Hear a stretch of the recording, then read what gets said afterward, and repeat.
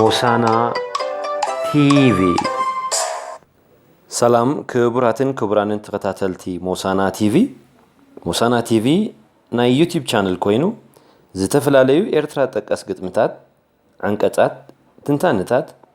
ከሙን ዝተፈላልየ ሓበሬታውን ትምህርታውን ትሕዝቶታት ዘቕርብ ቻነል እዩ መደባትና ናብ ኩሉ ንኽባጻሕን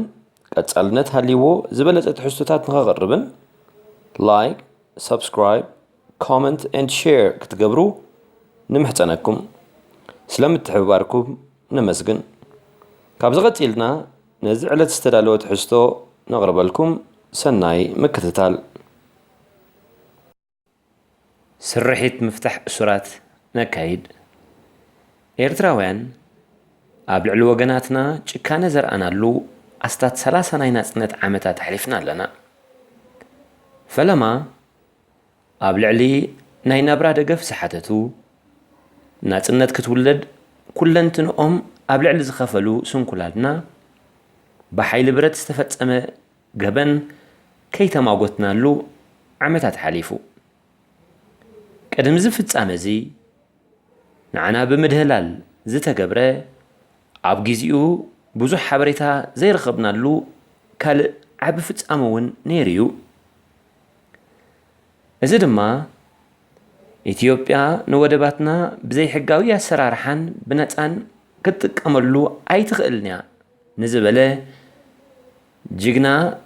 ቢትወደድ ኣብርሃ ብዘይ ኣገባብ ኣብ ቤት ማእሰርቲ ተሓይሩ እናሃለወ ዝገበርናዮ ግብረ መልሲ ዘይምንባር እዩ ድሒሩ ኣብ 2001 ስልጣን ናብ ህዝቢ ነረክብ ንዝበሉ ሓርበኛታት ኣይተማጎትናሎምን ኣባላት ዩኒቨርሲቲ ኣስመራ ክሕየሩን ክጭቆኑን ትሚልና ርኢና ሃገረይ ባሕረይ መሬተይ ልዕላውነተይ ህዝበይ መሰለይ ዝበሉ ጀጋኑና ኣደዳ ስቅያትን ምስሉይ መሪሕነትን እናኾኑ ብስቕታ ሓሊፍናዮ ጉሂና ተሓሚስና ከምኡውን በዚ ምኽንያት ኣጉሮም ሪምና ንኳ እንተኾንና ስለዞም ስለና ዝተጣበቑ ኣርሚ ሓርነት ዝኾኑ ጀጋኑና ዘይምጥባቕና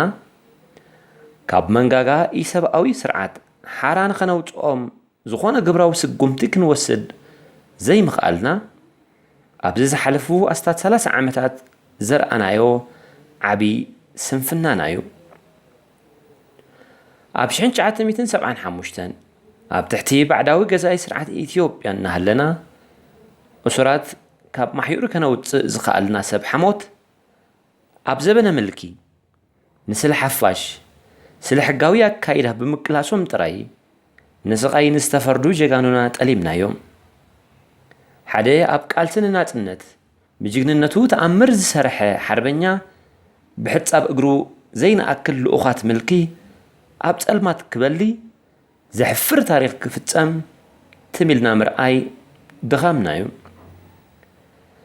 ሰረናይ ዝኹሉ ስቕታን በደልን ሓተትን ተማጎትን ከይንኸውን ምልካዊ ስርዓት ኢሳያስ ንዘቕረበልና ጠቐነን ምስምሳዊ ወንጀልን ኣሚንና ንጀጋኑና ከም ፀረ ሃገርን ክሓቲ ህዝባዊ ዕላማን ምርኣይናዩ ሕጂ ግን ንጽህንኦምን ተንኰል ናይዚ መመሳመሲ ስርዓትን ዝገልህ እኹል ጭብጥታት ስለ ዝረኸብና ጀጋኑ ናጽነትናን ልዕላውነትናን ካብ ማሕዩር ብምውፃእ ጀጋኑ ሓርነት ንኹን ጀጋኑና ኣብ ካርሸሊ ሓምሻይ መነበር ፖሊስ ማይ ስርዋ ዓዲ ኣቤቶ ዝኣመስሉ ኣብያተ ማሕዩር ዞባ ማእከል ኣብ ከምንባትካላ ዒራዒሮ ዝኣመሰሉ ምህለቂ ሰብ ዝኾኑ ኣብያተ መቕዘፍቲ ሰሜናዊ ቀይሕ ባሕሪ ከምኡውን ዳርጋ ሙሉእ ኤርትራ ኣብ ከከባቢና ይሳቐዩ ኣለዉ ብዙሓት ካብ እሱራት ከም ዝሞቱ ዝንገር እኳ እንተኾነ ዝተነጸረ ሓበሬታ ግን የለን ስለዚ ንኣመኣውትኦም ንኣቀባብርኦም ካብ ብህይወት ክህልው ዝኽእሉ ናይዚ ስርሒት እዚ ውፃእ መዓት ክኾኑ ካብ ዝኽእሉ ክንፈልጥን ክንስንድን ንህልዋት ፀሓይ ሓርነት ከነውቅዖምን ከካብ ዘለምዎም ንምውፅኦም ግቡእ መጽናዕትን ምክትታልን ብምግባር ነፍትሐዮም ይኣክል ኣብ ልዕሊ ኣርካናት ናጽነትን ልዕላውነትን ምጭካን